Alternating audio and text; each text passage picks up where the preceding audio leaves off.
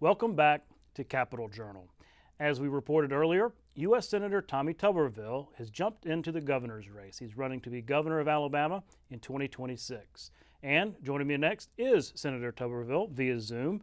Senator, Coach, thanks for coming on the show. Thank you, Todd. Glad to be here, and just call me Coach. Remember that. Of course, of course. Well, look, you have made it official. There's been a lot of speculation for the last couple of weeks, couple of months, as to whether or not you would throw your hat in the ring and run for governor. You've made it official. You are running. So let me just ask you the most basic question, and that is, why do you want to be governor of Alabama? Well, it's kind of like being a head coach. A dozen years or so ago, when I got out of coaching, that was one of the things, Todd, that I thought about really doing. And then when Governor Ivey went in, I said, I might, look into the U.S. Senate race, because at that time we had a Democrat in there, and that's a no-no for our state. And so I jumped into it, and I tell you, I've learned a lot. I've read more, Todd, in the last 6 years than I have in a lifetime. And because in this business, it's not about offense, defense, and kicking game. It's about education, health care, pensions, labors, military. I mean, there's so many things you have to keep up with. And I've learned a lot, met a lot of great people in D.C., got a lot of connections. And I think that's going to help me being governor, because I know everybody all the way down from President Trump to good friends of Rubio and J.D. Vance, people in the Senate. It has been a whirlwind of relationships. But as I looked at it, and as I told President Trump, he's given more power back to the states. And by doing that, it's going to give me a better opportunity to come in, put together a coaching staff, that I call it, and put a game plan together. We have got to grow the state of Alabama. Look at Louisiana, Mississippi, Tennessee, Florida, everybody around us. They're dropping taxes and they're growing. And President Trump told me this. He says, we're going to grow the country. You got to grow your state. And that's exactly what we're going to do. What am I? I'm a recruiter, number one. And we're going to go out and recruit every day of trying to get manufacturing in. And as I've told people, there's not a week goes by I don't have people come to office from all over the world. We want to move manufacturing to Alabama. How can you help us make that happen? We're going to do it as a U.S. senator, but we're also going to do it much, much more when we become governor. Yeah, I wanted to ask you about that, because in your launch video, you talked about bringing Trump influence to Alabama.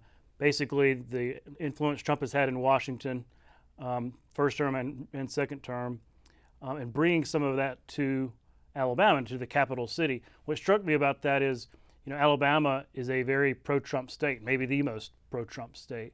So what did you mean by that in terms of bringing Trump influence to a state that is already pretty pro-Trump to the capital city?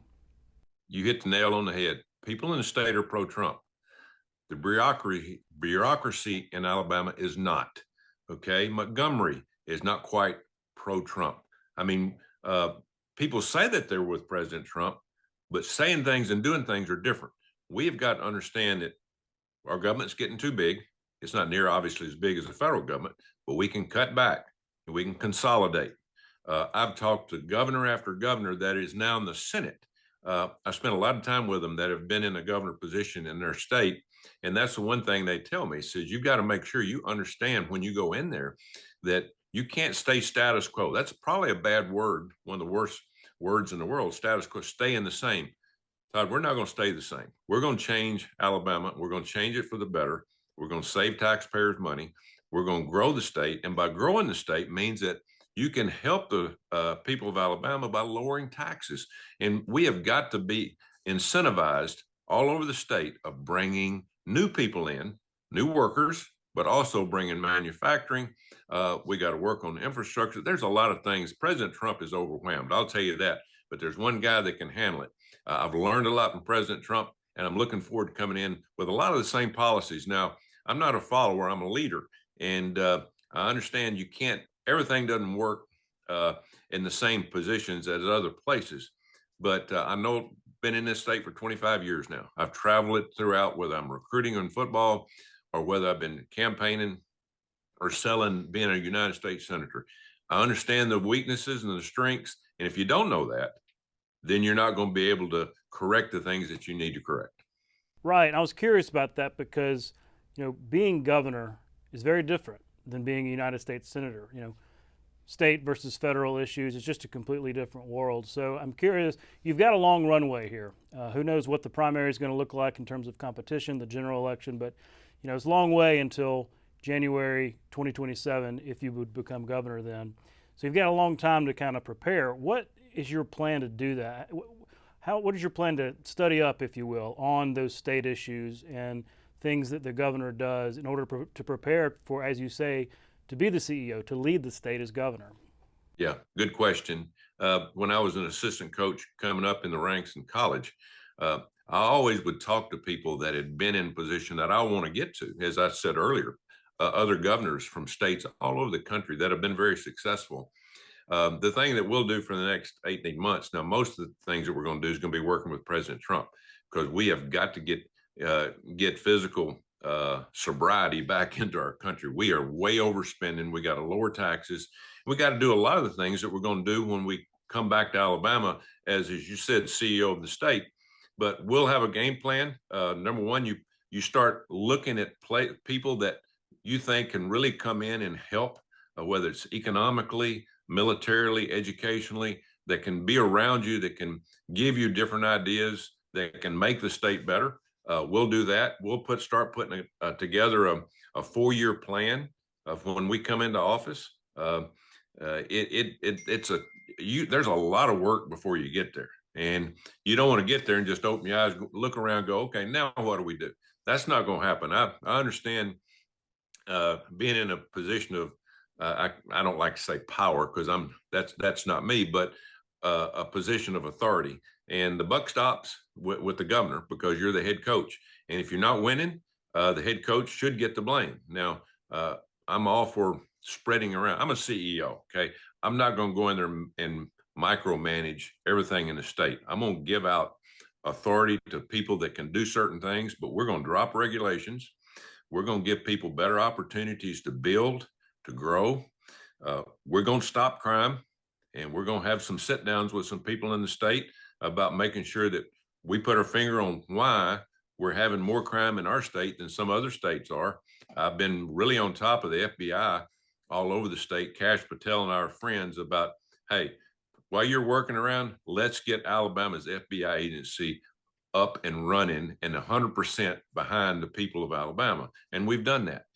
And we're going to continue to do that. So there's a lot of things you have to do. I'm excited about it.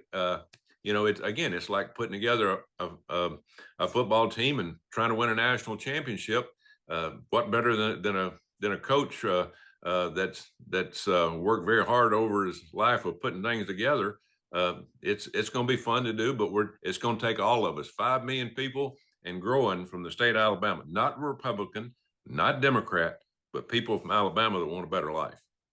Well, I was curious, though, you are leaving the U.S. Senate, and a lot of people consider that to be, the coup de grace, one of the best political jobs in the country. You don't see people giving up Senate seats very often.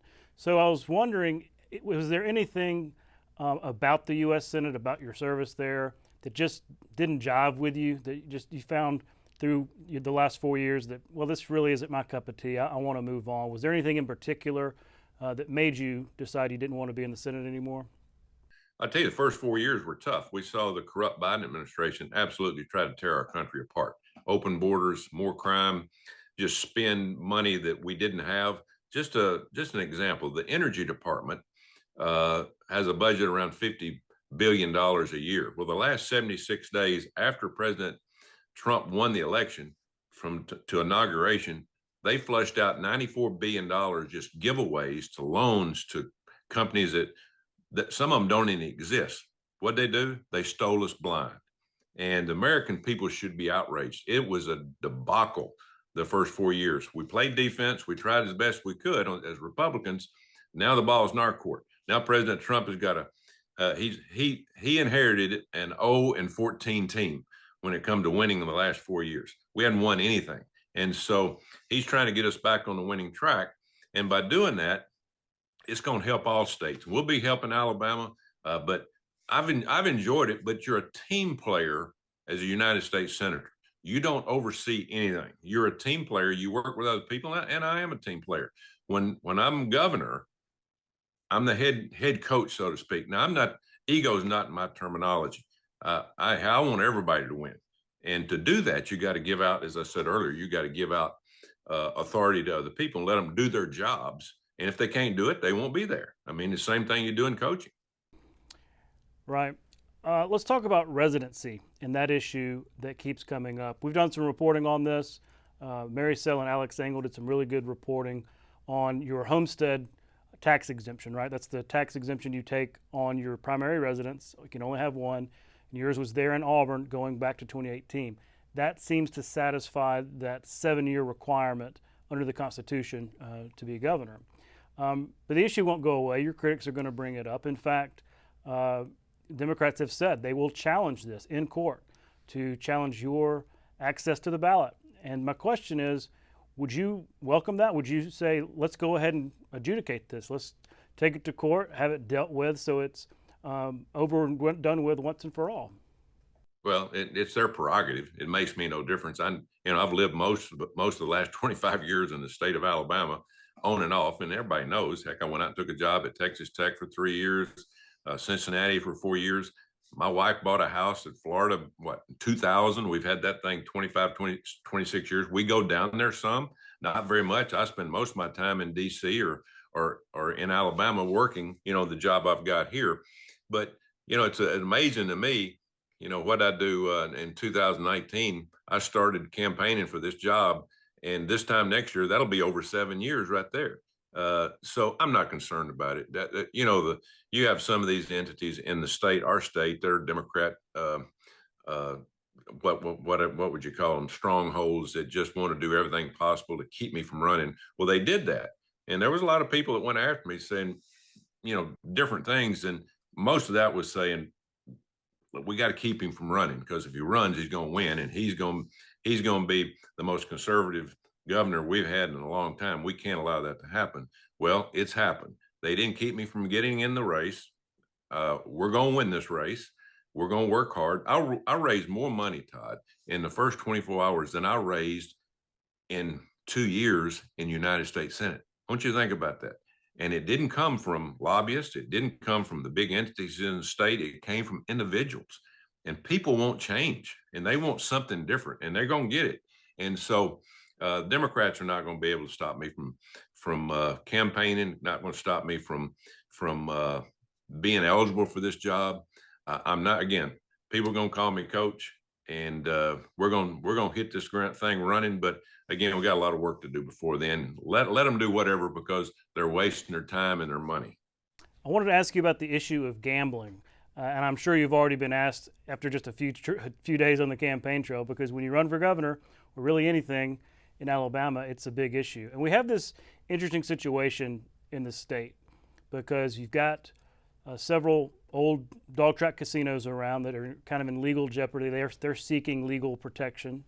You've got the Porch Bannock Creek Indians with their federally protected land. You've got the lottery, where they're surrounded by states with a lottery, and sports betting.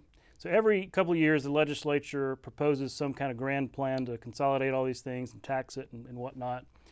And understanding that's a complicated issue, but what is your general perspective on gambling, on a lottery, understanding that if you become governor, that's going to be right up there in terms of what people are asking you about and issues that could come to your desk? Yeah, and that's a good point. And, when I was running for U.S. Senate, I really didn't get that question very often, because it wasn't my decision to make, other than I get one vote in the state, whether I'm for it or against it. I grew up in a business of coaching, where I wanted nothing to do with marijuana. Now, I know that marijuana is probably helps a lot of people medically, and it's been passed in the state. I'm good with that. But again, the governor shouldn't have anything to say with that. Same thing with gambling. I'm one vote. Okay. The people vote that in. I don't have anything to do with that. And again, the legislature's got to make their mind up of the direction they want to go and what they want to do. Uh, I would sit down after it's voted on in terms in the Senate and the House, and then I'd have an option to veto it or not veto it. But again, we're here for the people, and then it'd have to go for a vote, referendum. And so there's a lot of steps to that. I'm not a gambler, okay? I gambled every Saturday for 35 years on the job that I had, trying to win and trying to keep them losing. So again, that'll be up for debate with the legislature and see what they can do. Same thing with the marijuana situation. But I will tell you this: there's a lot of competition out there. Everybody's fighting for that tax dollar. But the main thing that we have to do is don't worry about the marijuana or the gambling or things some people are against. We have to get manufacturing and people jobs and better jobs in their state. That will make us a better state overall, is getting people better jobs, having families, and educating kids, which I think we can do a much better job at. That'll be some of my priorities. Well, with your departure from the Senate, it opens up a big Senate seat for this same election in 2026. We've already had the Attorney General, Steve Marshall, hop in the race. He's announced he's running. I'm sure we're going to see a lot more names for that open Senate seat. It's a coveted position. What's your advice for some of them running? You ran before, back in 2020. It was a pretty competitive primary. What will be your advice for the candidates seeking that office? Well, just understand what you're getting into. And I think you really don't understand till you get there, because again, you're a team player. You don't build anything, you don't put anything together. You just help on other things and try to work for your state from behind the scenes with your fellow senator, Katie Britt. There's a lot of good people going to run for it. President Trump asked me what I thought, and I told him I'm not going to get involved, but I will vote for somebody. I get one vote in this state, and I will vote for somebody that's going to support President Trump. That's what I'll tell you right now. I don't know who's going to run. There'll probably be a half a dozen people at the end of the day, and I'm proud for that. I think it's good. We have a lot of competition and people get out there, but I'm going to do what everybody else is going to do. I'm going to listen to what they say, and then once they get in, I'm going to hold them to what they've said. Are they going to stand up for conservative values? And that's what we need in this state. Right. Well, Senator, thanks so much for your time. Good luck on the campaign trail, and thanks again for coming on Capitol Journal. All right, Todd. Thank you very much. We'll be right back.